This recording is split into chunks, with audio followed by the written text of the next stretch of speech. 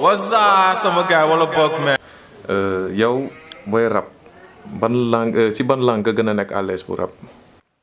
Ça va être très compliqué de répondre à ça. Là, même moi, je sais pas, franchement. Il y a ça, si je me rappelle en anglais, je me dis, ok, anglais, blague, on est à l'aise. Il y a ça, je me dis French, mais je pense que je dirais français, quoi. Français nga gën a nekk à l'aise. yow xanaa tu as passé plus de temps en France wala.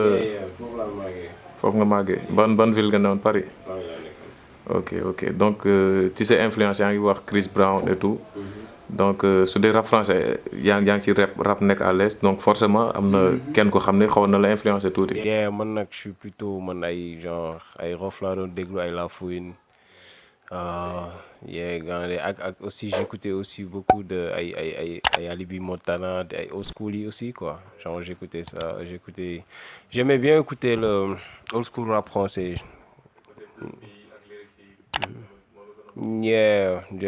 dama doon déglu ñooñu ñëpp aussi.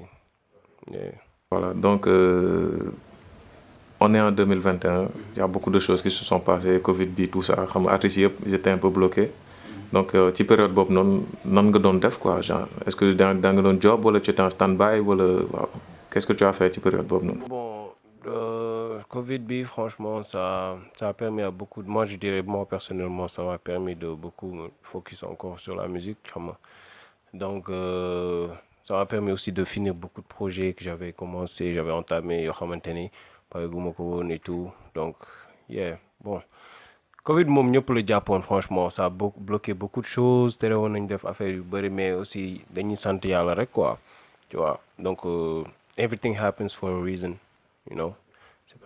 instant bi actuellement tu vis aux États-Unis yow nan nga gisee différence rap US bi ak rap Galsen bi.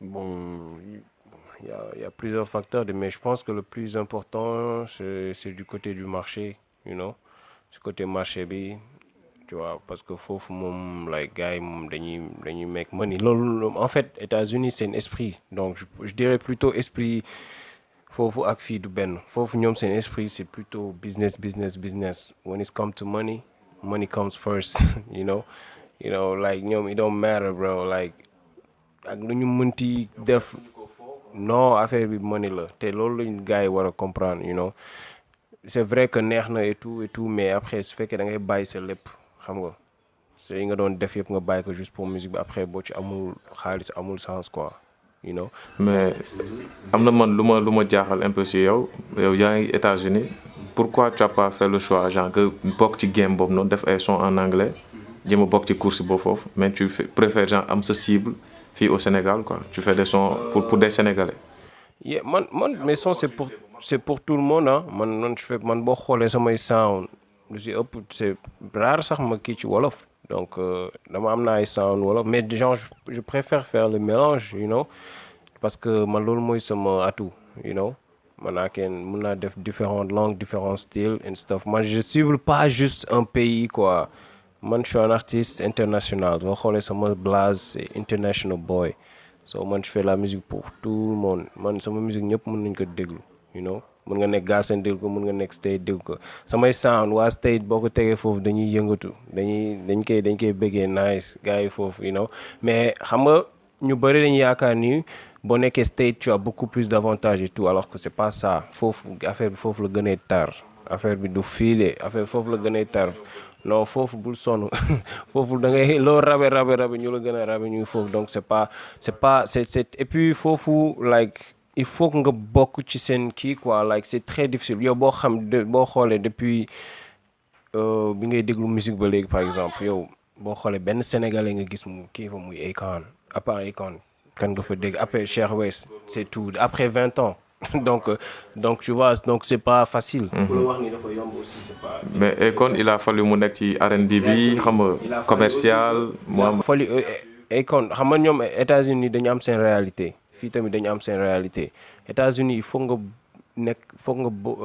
like dund seen kii vraiment voilà seen kii Akon il a fait de la prison Akon you know he was a street nigga you know te États-Unis ñoom loolu mooy seen kii quoi like dafa mel ni voilà seen crédibilité il faut nga am crédibilité. mais Kanye West changé na affaire boobu parce que moom il avait pas un vécu dans la rue mais il s'est fait. ouais mais dina am ay artistes yoo xam y a beaucoup même les am na ay artistes ay Kendrick Lamar and all that shit ñoom duñu fësal street kii bi yooyu yëpp noonu mais loolu c'est rare et c'est vraiment difficile donc c'est pas facile vraiment pour s'imposer aux États-Unis ku la ko wax aussi da lay fen you know. Des gens qui sont ici, ils ont beaucoup plus d'opportunités. Bu dee s'imposer ici au Sénégal, il suffit le gën a yombee quoi. Da ngay gis par exemple les Nigériens ñoom ils sont carrément internationaux parce que dama gis tête gars yi da leen di cons carrément dans les boîtes et tout dama gis. c'est loolu laa lay wax c'est mentalité bi la c'est que suñu problème. ok langue bi ça joue mais boo xoolee par exemple c'est pas juste les Nigériens. Tanzaniens, Guinéens, tout ça, ils ont des artistes internationaux, boy. Ils make money, ils font des salles, dañ koy feesal. C'est parce que ñoom seen mentalité la eux ils se focalisent plus sur la collaboration que sur le clash. Fii ñun dañuy yaakaar ni clash bi mooy indi money. Clash is not bringing no money, bro. Clash benn 2 jours 3 jours gars yi dañ koy fàtte. C'est vrai loolu mooy dañ naan waaw mooy dundal hip hop bi no like. genre ay featuring ay collaboration ay clip yu nice. loolu mooy indi money en fait loolu mooy indi money on the table like ci marché bi par exemple imagine-toi deux artistes yoo xamante ni dañu doon kii ñu génnee benn affaire bu nice jël gars yi à contre-pied but that's gonna bring money loolu dina indi xaalis bu. artistes yi nekk en clash par exemple Omzo ak Dip bu ñu ñëwoon tey ji def collab ça va faire parler quoi. bien sûr mais ñoo amuñu mentalité boobu. voilà ils vont pas ça loolu moo tax mën la si mentalité bi la. You know parce que gars yi fële dañuy clashante ba mu metti mais après suñu ñëwee dañuy génnee sound you know what I'm saying parce que at the end of the day xaalis bi moo war a ñëw first you know comme c'est comme un sandwich boo xamante ni ci suuf ak ci kaw yëpp bread bi mooy come first you know what I'm saying so balaa ngay like les petites querelles là loolu yëpp amul solo xam nga clash mën nañ clashante après bu ñu paree ñu jàll si leneen we can make money you know we can make money together te Nigériens yi loolu la ñu rawee ñeneen ñëpp loolu la ñuy rawee c'est parce que eux ils font des collaborations da ngay gis benn artiste bu génn Nigéria boo xam ne kenn xamugu ko sax mais benn kii Davido wala benn Wizkid jox ko benn plateforme parce que xam nañ ils savent repêcher des talents mais fii da ngay gis benn gars da lay leen day gis benn boy bu aay mais du ko jox chance am parce que il va se dire ouais kii su ma ko joxee sama chance am peut-être que samay fans ils vont se retourner ils vont aller vers lui loolu la ñu war a dindi seen bopp. fi ngay yem mooy transition bi mooy siisu bi. man kon ñu dem ci siisu man. yaa ngi wax ay affaire de siisu bi gars dañuy am opportunité jàppale petit frère yi mais duñ ko def yenn artistes yi dañuy am benn. Pointure mais genre il donne pas l'opportunité aux autres de s'exprimer quoi yow genre loolu da nga ko dund personnellement wala tu as lu tax nga def son bi quoi lan moo motivé son Siisu Man bi quoi est-ce que message bu loolu la. bon Siisu Man du woon loolu kese mais ça fait partie aussi quoi tu vois parce que je me dis que Sénégal y a beaucoup de talent wallahi man damay seetaan kii yu bëri yow damay seetaan say affaire rap wolof moo raw damay gis muy dugal ay boy yu aay you know man dama koy reposter you know cause man lépp lu nice man dama koy share cause I feel like you know plateforme la rek bul xeeb you know parce que yow boo share keneen share is gonna bring something you know man je nekkuma si optique boo xamante ni man j'ai peur de qui que ce soit man ragaluma kenn man koo ma tegal fii sound wala kii damay dóor ba mu neex you know what I'm saying ku ma indilal kii tamit like projet bu ma dëgg moo collaboration damay dóor ba mu neex so gars yi dañu war a intimidation boobu la ñu war a bàyyi dañu war a bàyyi gars yi di leen intimider. complexe d'infériorité quoi. Voilà, like il faut pas que juste parce que yow da nga ragal ni boy bi bu ñëwee peut-être say fans yi non mais like loolu da ngay xalaat après lu mu mën a indi en fait mën na indi lu bëri mën na jur lu bëri. Drake why you think moom mu ngi nekk number one ba tey c'est pas pour rien de Drake il est smart il sait comment moom dafa smart moom en fait du xool gars yi kii ba pare moom si source si booy ndaw yi lay xool parce que xam nañ ñoom ñoo yore kii bi touche yu bees yi ñoom ñoo koy indi en fait. genre Drake il fait des mises à jour quoi. voilà moom dafay vague bu ñëw day tegu.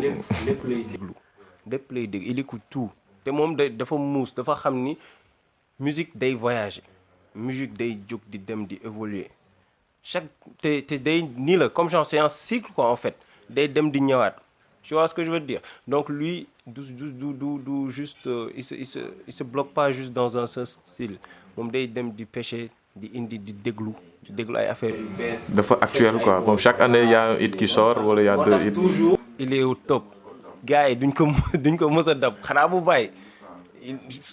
ku jël artiste de la décennie moom nga xam ni 2010 2021 toujours tu es présent yaa ngi ci billboard bi tout le temps tu es présent quoi kon loolu liggéey moo ko def ak comme ni nga ko wax foo nga smart tamit nga détecté nga xam nga tegu mais yow est-ce que mës nga dund genre benn artiste nga bëgg a def son ak moom mu bañ wala mu laaj la xaalis wala un truc comme ça. non man franchement man like. parce que state gars dañuy laaj xaalis pour featuring. pour gars yi xamul state yeah.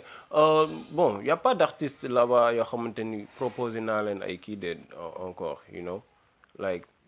mosuñ la refuser featuring.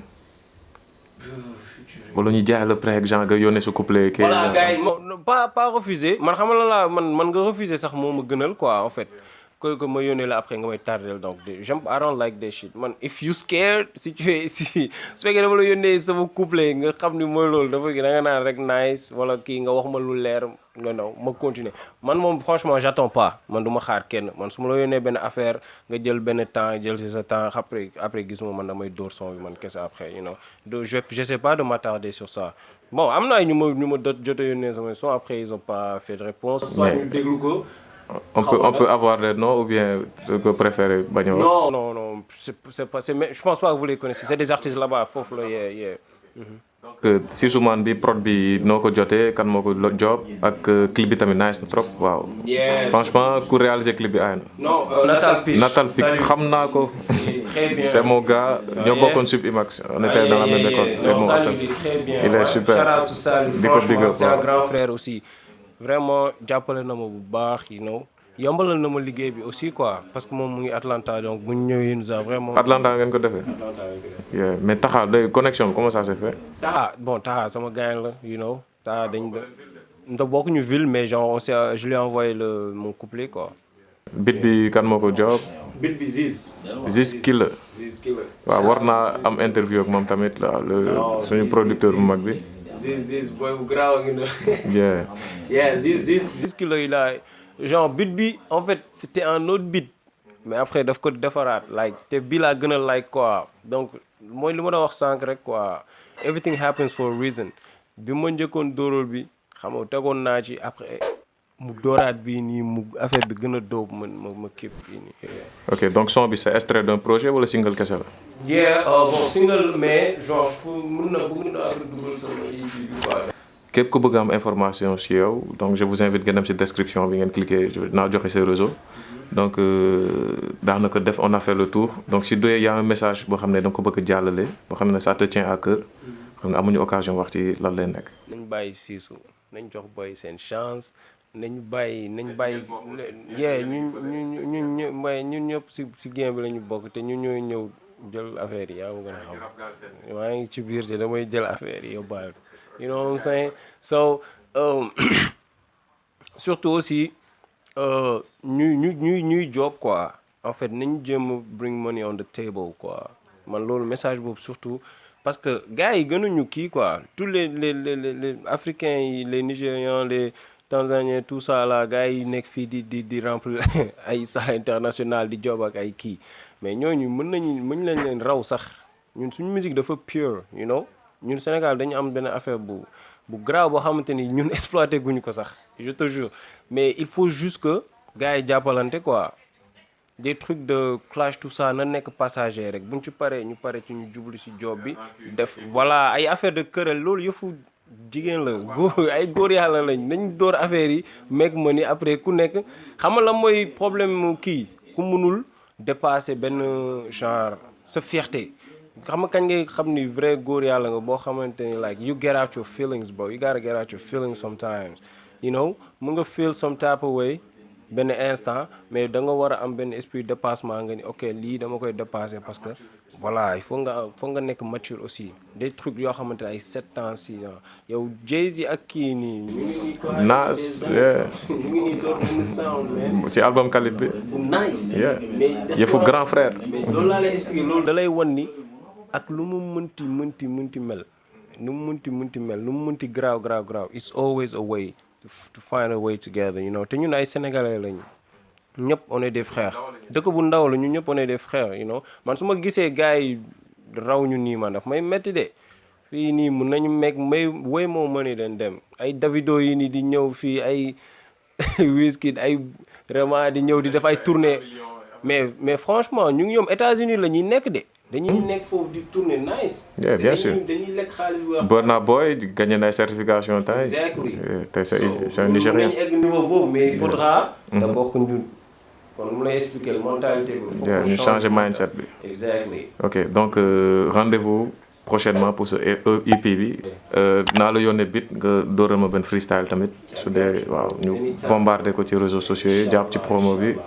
di la big up xam naa léegi nga sa vacances léegi mu jeex de. yeah incha allah léegi mu jeex moom xam nga léegi ma tëb so. Peace out. jaajëf.